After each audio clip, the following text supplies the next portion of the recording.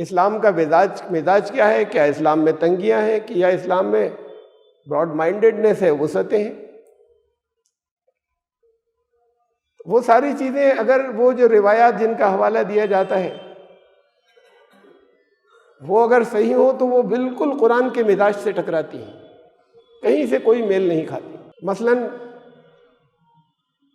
اب حدیث کی کتابوں میں ایک روایت آتی ہے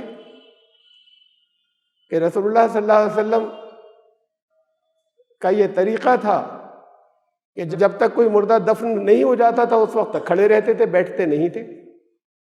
ایک یہودی عالم نے یہ کہا، یہ دیکھ کر تعریف کی، اس نے کہا کہ ہم لوگ بھی ایسے ہی کرتے ہیں۔ حضور نے کہا کہ بیٹھ جاؤ، اس کے یہود کی مخالفت کرو، یعنی اچھا کام ہے۔ ابھی وہاں سے اس طرح کی جو روایات ہیں ان سے یہ نکالی گئی ہیں، یہ مسائل اخذ کیے گئے، یعنی اپنا اچھا کام چھوڑ دیں، اگر ان کو کرتے دیکھیں تو خود بھی اچھا چھوڑ دیں، بھئی اپنے اثرات ڈالیں، اور اچھے کام ہمارے ہیں تو وہ دوسرے اختیار کر لیں، لیکن اگر دوسرے اختیار کر لیں تو پھر خود چھوڑ دینا اچھے کام۔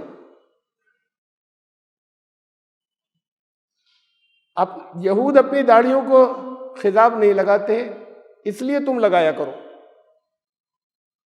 کوئی ریئیکشن کا، رد عمل کا دین ہے اسلام، اس کے آداب اس سے طے ہوتے ہیں کہ کون کیا کرتا ہے، اس سے ہمارے آداب طے ہوں گے دین کے۔ سچ تو ایک ہوتا ہے، حق ایک ہوتا ہے، اچھی بات ایک ہوتی ہے، برائیاں ہزار ہوتی ہیں، باطل ہزار ہوتے ہیں۔ اگر کسی جگہ اچھی چیز ملتی ہے تو پھر حدیث تو یہ کہہ رہی ہے، اب یہ ٹکراتی ہے ایک دوسرے سے حدیثیں۔ حدیث تو یہ کہہ رہی ہے کہ جہاں جو اچھی بات ملے لے لینا، تمہاری ہی ہے، تم سے کھو گئی ہے۔ الحکمت ضالۃ المومن، مومن کی کھوئی ہوئی چیز ہے، مومن کی اپنی میراث ہے۔ اگر کہیں حکمت مل رہی ہے، اچھی چیز مل رہی ہے، فحیث وجدها فہو احق بها، جہاں بھی ملے تم زیادہ حقدار ہو کہ اسے لے لو اور قبول کرو، اس پر عمل کرو۔ اب دونوں میں سے کسے مانے؟ ایک کو تو ڈسکارڈ کریں گے، چھوڑیں گے۔ مزاج دین کا کیا ہے اور قرآن ہم سے کیا کہتا ہے؟ بلانے کی بات کرتا ہے، مفاہمت کی بات کرتا ہے، یکسانیت کی چیزیں ڈھونڈنے کی بات کرتا ہے، یا مخالفت کی باتوں کو لے کر اس کے اوپر بحثیں کرتا ہے؟ نہ کہ یکسانیت اگر کہیں ہو تو اسے بھی چھوڑ دیں۔ مثلا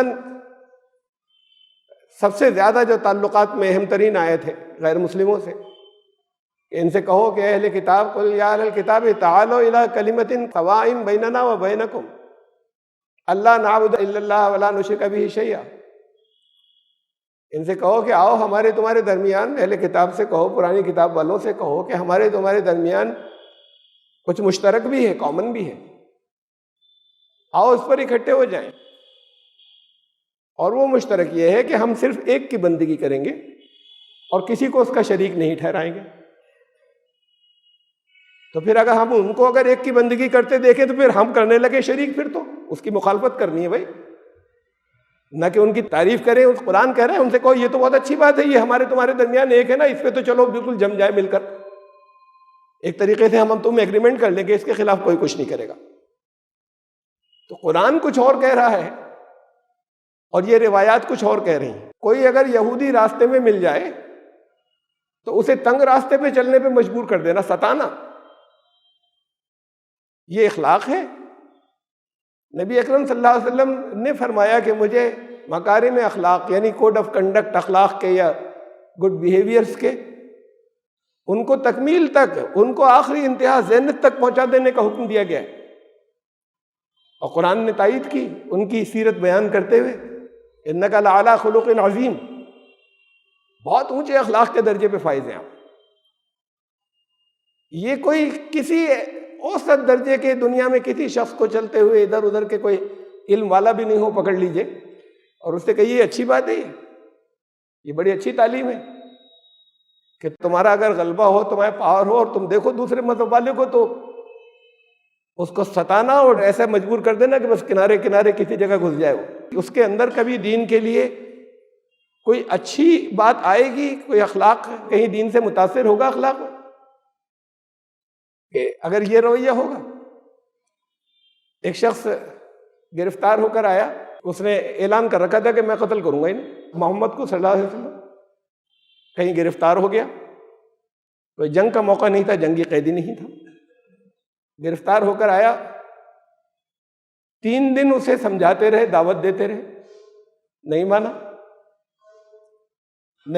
3 دن دعوت دیتے رہے، چھوڑ دیا، آزاد کر دیا. جنگ کا موقع نہیں ہے نا، مخالف تھا ایک، یہ اعلان کر رکھا تھا کہ میں قتل کروں گا. 3 دن اس کو دعوت دی، نہیں مانا، تو اس کو آزاد کر دیا کہ اچھا جا. سمجھا رہے تھے صحیح راستے پر آ جاتا، تو خود ہلاکت کی طرف جا رہا ہے، جا یہاں سے. وہ گیا، راستے میں جا کے غسل کیا، کپڑے بدلے، پھر حاضر ہو گیا کہ آپ کے ہاتھ پر ایمان لانا چاہتا ہوں. اس اخلاق نے جیتا تھا لوگوں کو.